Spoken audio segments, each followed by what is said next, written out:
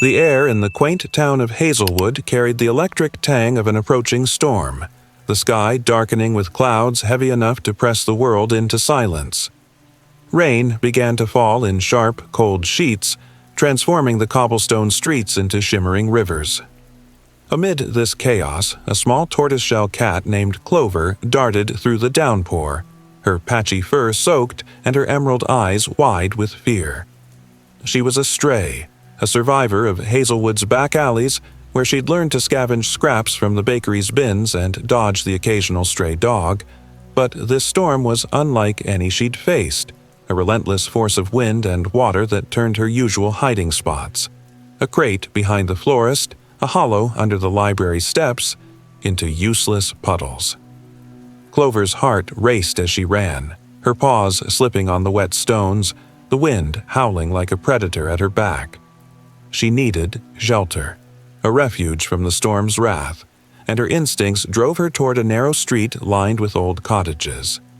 There, beneath a sagging porch, she spotted a gap just wide enough for her slight frame. She squeezed inside, her body trembling as the rain battered the wooden slats above. Hunger clawed at her. She hadn't eaten in 2 days, the storm scattering the mice she relied on. Her breaths came in shallow, frosty puffs, and she curled into a tight ball, her tail tucked over her nose, trying to preserve what little warmth she had.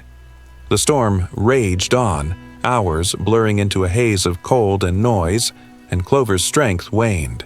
Her eyes grew heavy, the world fading at the edges, and she wondered if this cramped, damp space would be her end. But then, a new sound cut through the storm's roar, the creak of a door, followed by the soft thud of footsteps on the porch above. Clover's ears twitched, though she was too weak to move. A shadow fell over the gap and a pair of hands, calloused but careful, reached in. The hands belonged to Nora, a retired librarian who'd lived alone in the cottage since her husband passed 5 years ago. Nora had been watching the storm from her window, her gray hair tied back in a loose bun, when she'd noticed a flicker of movement under her porch. She'd grabbed a flashlight and ventured out, her raincoat flapping in the wind, and now she knelt in the mud, peering at the trembling cat. "Poor thing," Nora murmured, her voice soft as a whisper. Clover's emerald eyes met hers, a mix of fear and resignation in their depths, but she didn't resist as Nora gently scooped her up, cradling her against her chest. The cat's body was cold, her fur dripping, but Nora felt the faint pulse of life beneath the shivers. She hurried inside, kicking the door shut behind her, and set Clover on a folded blanket near the fireplace. The cottage was a cozy clutter of bookshelves, knitted throws, and faded photographs, its warmth a stark contrast to the storm outside. Nora dried Clover with a towel, her movements slow and deliberate, and the cat watched her, too exhausted to protest. Nora warmed some milk in a saucepan, pouring it into a shallow saucer, and Clover lapped at it hesitantly, the heat spreading through her like a quiet promise. Over the next few hours, as the storm shook the windows, Nora sat in her armchair, a book unopened in her lap, watching the cat regain a flicker of strength. She'd never had pets. Her life had been filled with stories, not animals. But Clover's quiet endurance stirred something in her.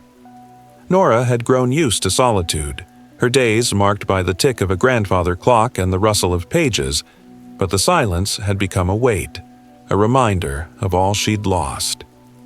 The storm eased by morning, leaving Hazelwood drenched but still standing, broken branches, scattered leaves, a few toppled flower pots. Nora took Clover to the town's vet, a cheerful woman named Doctor Harper, who examined the cat with a gentle touch. "No chip, no collar," Dr. Harper said, brushing a hand over Clover's patchy fur. "She's a stray, but she's a fighter.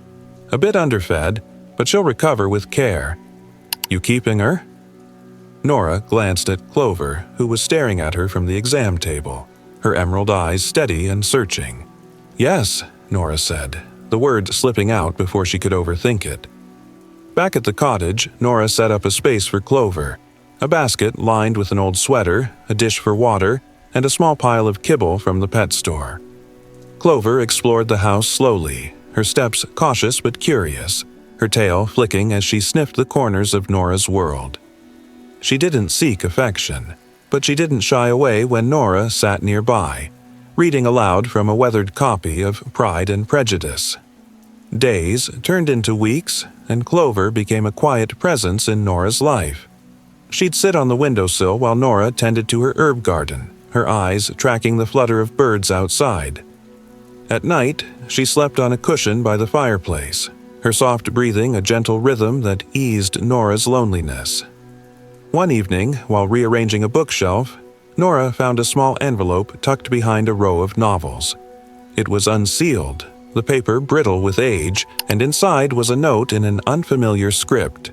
"If she's with you, she's home. Let her guide you." There was no signature, just a faint paw print inked in the corner. Nora looked at Clover, who was grooming her paw by the hearth, and felt a shiver of something she couldn't name. "Guide me where?" she whispered. Clover glanced up, her eyes catching the firelight, and let out a soft, rumbling purr, the first Nora had heard. Over the next few days, Clover's behavior shifted. She'd linger by the back door, staring into the garden with a quiet intensity. One morning, Nora followed her gaze and saw a tiny shape in the grass. A kitten, barely a few weeks old, its white fur streaked with mud. The kitten was timid, scampering into the bushes at any sound, but Clover watched it with a calm patience, as if she knew its story. That afternoon, Nora left a saucer of milk near the bushes. The kitten crept out, drank quickly, and darted back. This became a daily ritual, the kitten growing braver each time, until one evening, it followed Clover inside. Nora named her Pearl, and Clover seemed to approve, the two cats settling into a quiet companionship that mirrored Nora's own softening heart. The cottage on Elm Lane, once a place of solitude and faded memories, now buzzed with life. Nora found herself humming while she baked, Clover and Pearl lounging nearby, their presence a gentle anchor in a life that had felt unmoored for too long. The note she'd found stayed on the kitchen table, a reminder of the unexpected journey she'd embarked on. One sunny morning, Nora took Clover and Pearl to the town square, letting them explore the grass while she sat on a bench with a cup of tea. An elderly man walking his dog paused, squinting at Clover. "That cat looks like one I used to see with old Mrs. Carter," he said, his voice warm with memory. "She passed a few years back. Adored that cat like a child." Nora's chest tightened. "Did she ever say where she came from?" The man shook his head.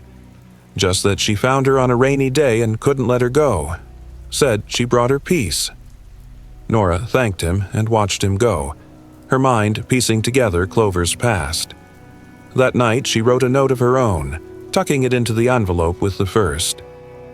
"Clover found me in a storm, and I found myself in her. She's home."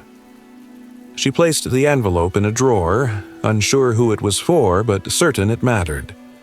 Clover curled up beside her, Pearl nearby, and as the evening light filtered through the window, Nora felt a quiet redemption, a warmth that had slipped in with the cats, filling the spaces she'd thought would remain empty forever.